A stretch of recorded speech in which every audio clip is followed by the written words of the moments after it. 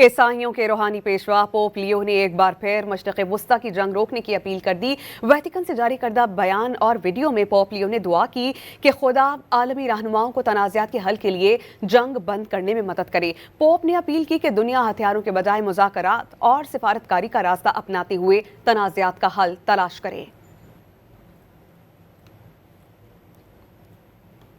ईसाइयों के रूहानी पेशवा पोप लियो ने एक बार फिर मशरिक़ वस्ता की जंग रोकने की अपील कर दी। वेटिकन से जारी करदा बयान और वीडियो में पोप लियो ने दुआ की कि खुदा आलमी रहनुमाओं को तनाज़ात के हल के लिए जंग बंद करने में मदद करे। पोप ने अपील की कि दुनिया हथियारों के बजाय मुज़ाकरात और सिफारतकारी का रास्ता अपनाते हुए तनाज़ात का हल तलाश करे।